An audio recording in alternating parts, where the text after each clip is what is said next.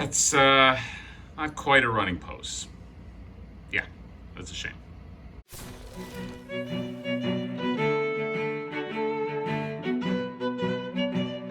Hello, welcome to another Mad Hatter review. So I am kind of annoyed because I actually recorded this video yesterday, and I don't know. I don't know how I did this, but I guess I accidentally deleted it. So that's why we're just kind of starting this out of the box already, okay? But luckily, there's plenty of pictures that you could see her out of the box. I'm sure you've already seen her in the box before. So just imagine, use your imagination of what she would look like in her packaging. But let's get into this, okay? I'm gonna give you my own honest opinion about this. This is a nice figure. Okay, she's nice, all right? I have two major issues with it, but I'll go into that. The first thing is just the sculpt, okay? The sculpt is it's a good sculpt. This is a nice Cheetara, okay? I do have issues with the face, which I'm going to get into, but in terms of like just overall, I think she is sculpted nice. The proportions are nice. I know that some people are talking about some issues like with the hips, that the hips were at some point, I don't know, too wide, and they had to either shrink them down. And I know other people are saying she looks like she might have like a diaper on. I'm not bothered by what I'm seeing here in terms of hips. I think when comparing her, or in my mind thinking about the cartoon, this is what she looks like to me. So I don't really have many sculpt issues. Going into paint. The paint, I think, is really well done. I mean, the colors are nice and matte finish. Now, Super7, I have given them some shit for some of their figures in the past in terms of their glossiness. I don't love some of the glossy paint that they use on some figures. You think about the end of the Master of the Universe line they did, and even some recent ones, like, I mean, not super recent, but the April O'Neil they did, super glossy April O'Neil. This doesn't have any of that. I mean, this has like a nice matte finish. My symbols painted real well, and I don't know, the color variations are really nice. I like just the shading right here on the chest area. You can see that. I do wish that there was some more paint in the hair. You see how it's just that one shade of yellow. But overall, I think she's nicely painted. The issue I have is so the first one is this face. Okay, the face is not. Let me just put this out there. It's not a bad face. Okay, I don't think it's badly sculpted or painted by any stretch of the imagination. Mine is actually painted well. My issue is more with what could have been, and I can't get it out of my head. And what I mean by that is the prototype.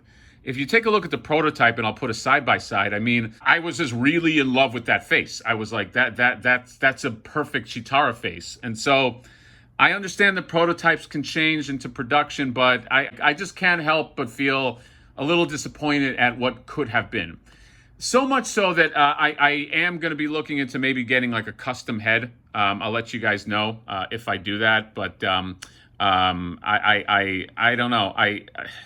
This face is fine on an island, but just thinking about the other face, I'm just going. It was just a much more Cheetara-like look. The other thing I have, and before we go into accessory to do that last, I just kind of want to get out of the way is just this thing about articulation, okay? Cheetara is a runner, all right? And the problem is you can't really get her into a great running pose, okay? And maybe I'll take some pictures of like what I'm thinking in terms of running pose. But I mean, you get it. The problem is the real problem is this. There's no double joint at the knee. That's an issue. I mean, here's the best you can do, I think, okay? I know some people are trying to be cute with their angles in terms of like, oh, no, she runs great, but she doesn't, okay? And I know that there's a whole thing about like, I don't want to say that Super7 said this, but it has been attributed to them plenty of times that they prefer aesthetic over articulation. I mean, maybe that's something that is credible a few years ago, but nowadays, I think you can have both. I think that that's, if that is what they said or that's how they think, I think that's an antiquated way of looking at things, okay? Because there's plenty of great looking figures that have articulation. My buddy Lee Howell showed me a picture of the new Renette that's coming out through NECA. I mean, take a look at the way she runs, okay? And that's going to be a beautiful figure. So what is the sacrifice of aesthetic there, okay? And take a look at this too. I know this is a Mafex figure, but take a look at this Psylocke figure. Yes, more expensive figure, but I mean, look at how she runs. Look at this, okay? This is, and don't tell me, I'm going to take her off her stand. Don't tell me this isn't a beautiful figure. I don't want to get into her review, but like, look at her face, look at the body, the sculpt. I mean, don't tell me that this Cheetara is any more aesthetic than this Mafex Psylocke. Okay, I just don't buy it anymore. I just think we're at a new age where it's like you can make things that look really good and are articulated. So that's all I'm saying. And again, before anybody says, well, that's a $100 figure, the Renette is not going to be a $100 figure. That's going to be a $35 figure, and I guarantee it looks aesthetically pleasing. So that's just something I want to say. I didn't want to get on a whole tear about this, but I will say that the benefit that this figure has, and I'll take some pictures, is that she'll look really nice next to the other Thundercats.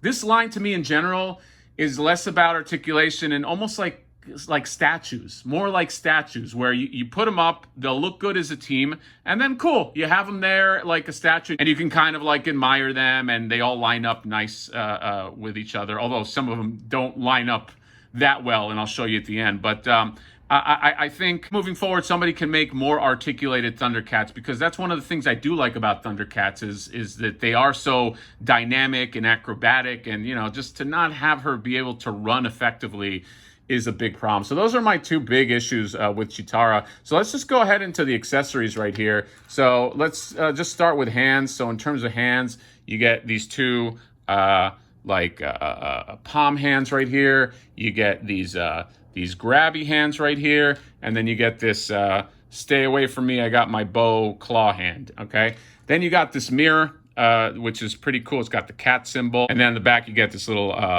mirror material right there, so that's kind of cool. Then you get that, I think that's like a flute, okay? I forgot what episode this is from, but you get that. Then you get these two stopwatches, all right? You get this one right here. It's got the little string on there, okay? Take a look, and it's got, it's got that symbol right there, and then you get the open watch right there. Inside is just that red, so you get that. It comes with a string as well, and then you get this compressed bow, okay, and you can actually put that right here in her gauntlet, which is kind of cool. So you can just fit that in there. Come on. And it just sort of snaps in there. So that's kind of interesting. And then you get her regular bow staff. And I like the gold on here. I like the sort of like matte finish on this as well. So that's kind of cool. And then you get this big flame effect. I don't know if this was worth the squeeze, is putting this in, because it's big, it's heavy, and I think if you put it into the staff, or put the staff into it, it just kind of, I mean, the weight distribution is going to kill that. So unless it's on the floor, I really don't know what you do with this, but sure, you get that as well. Oh shit, there's another hand in here, another one of these claw hands. And then you get the two faces. So first off, you get hair blowing in the wind face, but I like the hair, but again, the expression is just dead expression. So I don't know. I almost wish she was screaming. Why not screaming or something, or growling? Okay. And then you get this head. You get the cat's eye head, which is kind of cool. You get she just saw the Thundercat symbol, and she's ready for the call. In terms of articulation, I know I touched on it a bit, but looks up, doesn't look up well because of the hair. Looks down better, and then you get the ball joints right here on the arms. You get single joint elbows. You get the wrist rotation, and then the hinge in there. You do get a twist at the top of the chest, okay? In terms of, there's obviously nothing in the waist. There's no cut there.